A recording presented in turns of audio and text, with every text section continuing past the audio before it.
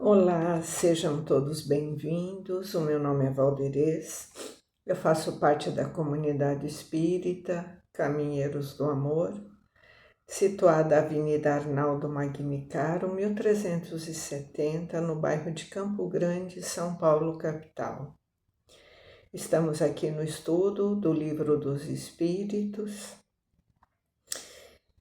E antes de darmos início às reflexões dessa semana, vamos nos conectando, fazendo a nossa prece de abertura, pedindo a inspiração, para que possamos ter clareza na compreensão do que está sendo estudado no Livro dos Espíritos. E assim rogamos a Deus, o nosso Pai da vida, o nosso Pai de misericórdia, que nos oferece todos os dias a oportunidade de recomeçar.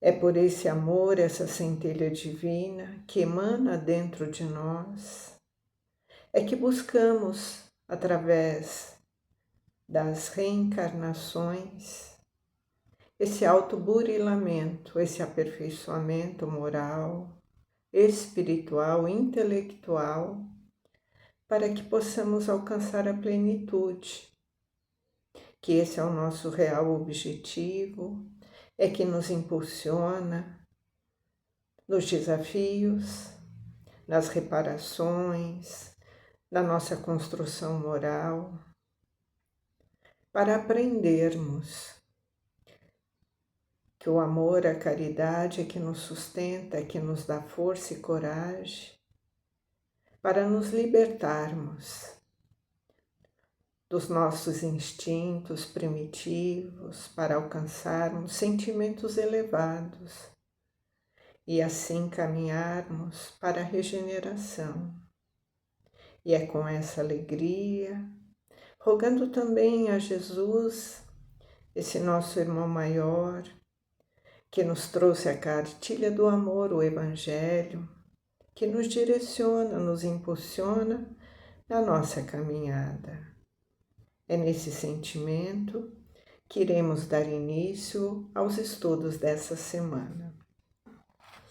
Então, estamos no estudo do capítulo número 2, do Livro dos Espíritos, que trata das penas e gozos futuros. Nessa condição na qual os espíritos, na erradicidade, podem estar numa condição de felicidade ou infelicidade. Então, esse capítulo ele vai nos fazendo refletir sobre essa condição, na nossa condição espiritual, na erradicidade. Então, na pergunta número 975, Kardec vai fazer o questionamento aos espíritos superiores. Os espíritos inferiores compreendem a felicidade do justo? Aqui, Kardec está perguntando se os espíritos, que estão numa condição de inferioridade, se eles entendem a felicidade daqueles que já alcançaram uma compreensão maior e que eles estão nessa condição. Então, os espíritos inferiores, eles têm essa compreensão e eles respondem: sim, é por isso que os tortura, pois compreende que estão privados dela pela sua própria culpa. Então, aqui Kardec já afirma, os espíritos já afirmam a pergunta, que sim, que aqueles que se encontram numa condição de inferioridade, eles compreendem, eles têm essa compreensão, por isso que eles sofrem, porque eles estão privados dessa alegria daqueles que estão numa condição já de avanço, aqueles que já fizeram a sua conquista moral e estão numa condição de felicidade. É por isso que o espírito liberto da matéria aspira a uma nova existência corpórea.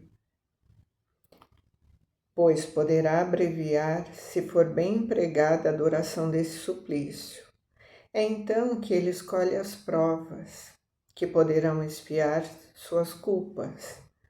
Porque ficais sabendo, o espírito sofre por todo o mal que fez, ou do qual foi causador involuntário, por todo o bem que, tendo podido fazer, não fez, e por todo o mal que resultar do bem que deixou de fazer.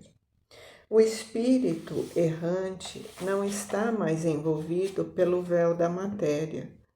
É como se tivesse saído de um nevoeiro e vê o que o distancia da felicidade.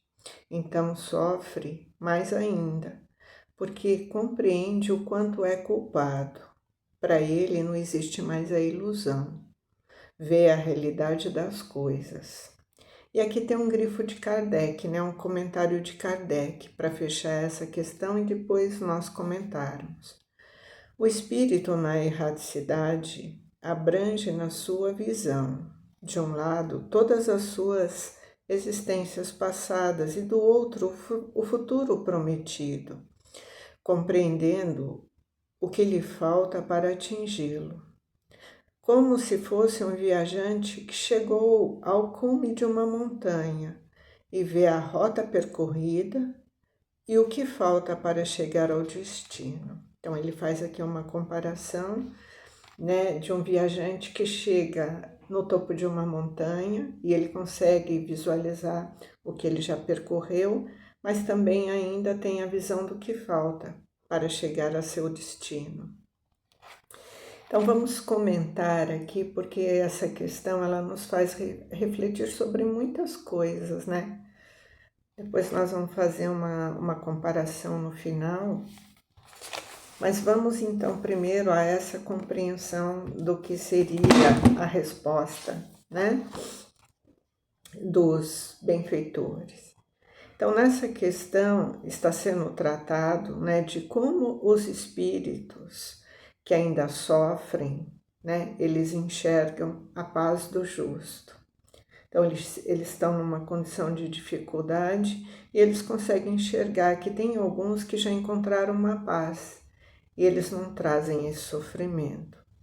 Então, a resposta ela vem nos ensinar que os espíritos inferiores, ele entende sim essa felicidade, é por isso que gera um profundo arrependimento, porque sabe que ainda estão distante dela, né, dessa felicidade, pela sua própria culpa.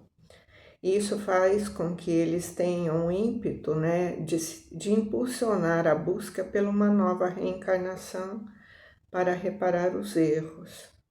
Então, se a gente analisar o que seria, né, esse drama de consciência, então, esse sofrimento no plano espiritual, ele vai decorrer dessa clareza mental, né, onde o espírito reconhece que causou o mal e o bem que ele não realizou.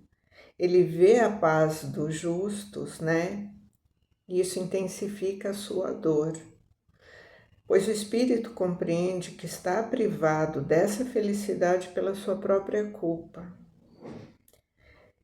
Então, nós percebemos que ao desencarnar, né, na tomada de consciência, o espírito abrange uma visão muito mais ampliada. Ele, é como se ele saísse de um nevoeiro, porque enquanto estamos na carne, temos o peso da matéria e as nossas sensações, os nossos instintos, eles vão blindando a gente, né, dos nossos próprios interesses.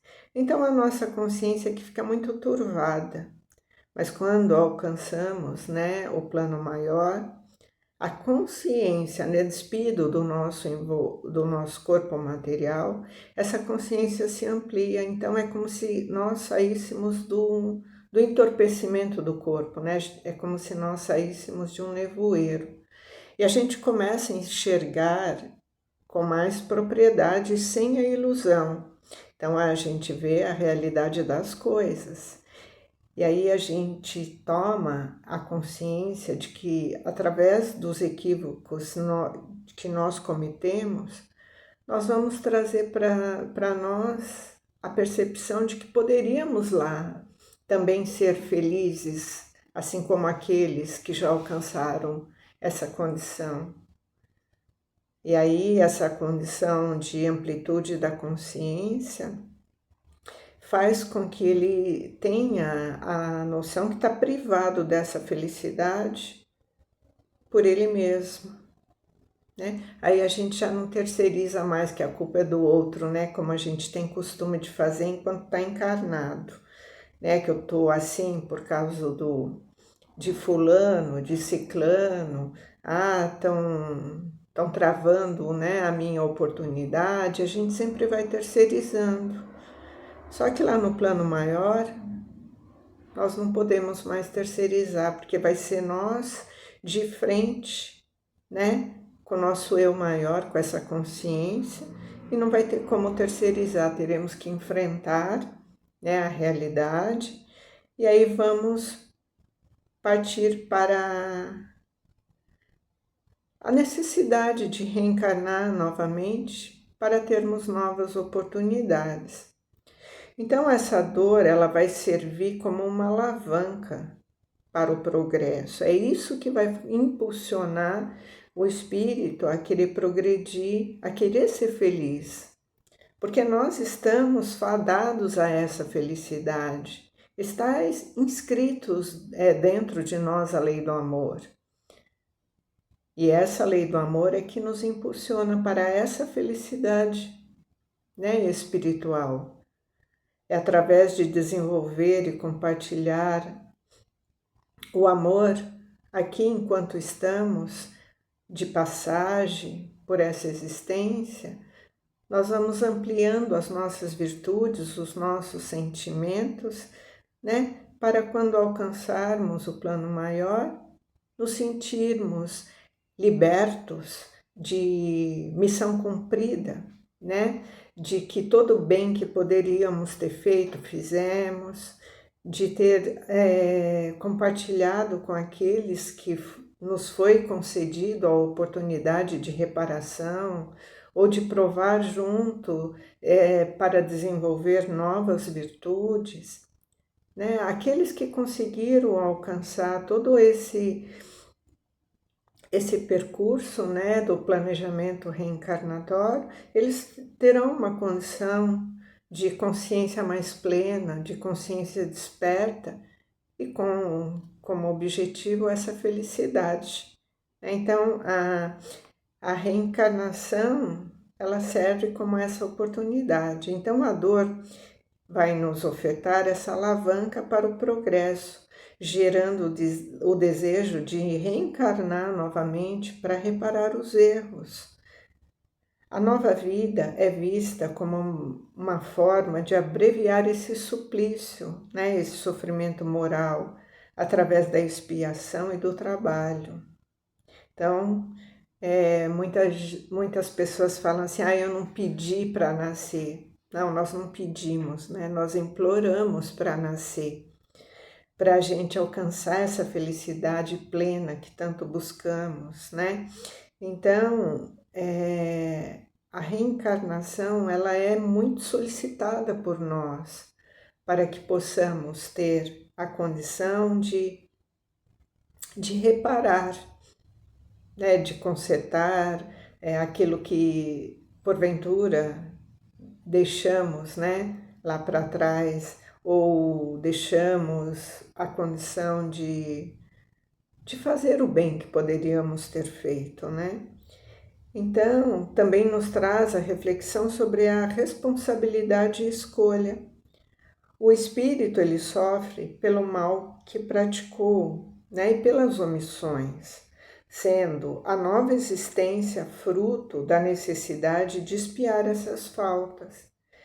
Então, todas as vezes, né, que nós estamos no plano maior e pedimos para reencarnar, é feita uma programação das necessidades que nós temos, né, para expiar naquilo que escorregamos, naquilo que deixamos de fazer.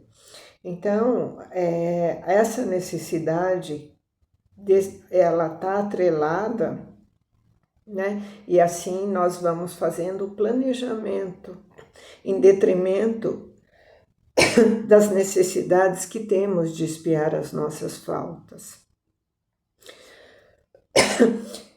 E se nós imaginarmos, né? Aqui nós estamos falando do plano maior, penas e gozos futuros. Mas a gente também pode fazer um comparativo com a nossa existência atual, né? Se nós observarmos e fizermos uma análise da nossa vida enquanto encarnados, né? Muitos aqui encarnados já estão numa condição de consciência mais desperta, buscando a compreensão, caminhando de uma forma mais moralizada. E alguns que transitam junto conosco, muitas vezes podem sentir,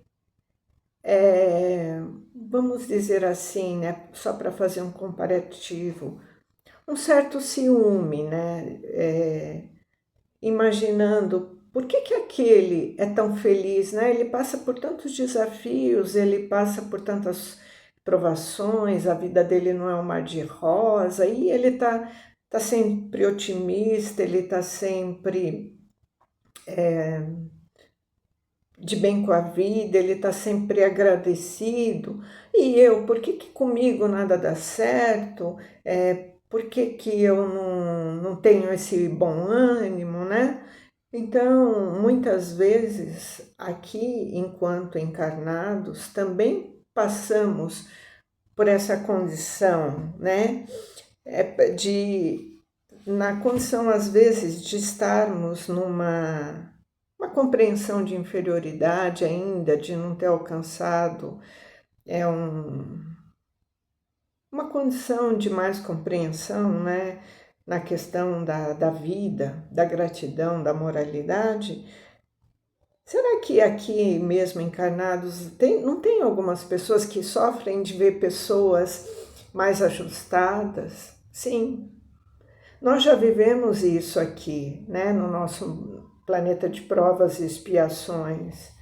Então, isso pode impulsionar aquele que se encontra na retaguarda a também alcançar, né? Nós podemos estar em duas condições: sentir inveja e querer a derrocada, né, daquele que está numa condição melhor, porque a inveja muitas vezes vai ofuscar porque que ele tem e eu não tenho, né? Então, desejo de querer ser e não é. Então, de desejar o mal da pessoa ou querer fazer algum tipo de intriga, né, para derrubar a condição do outro.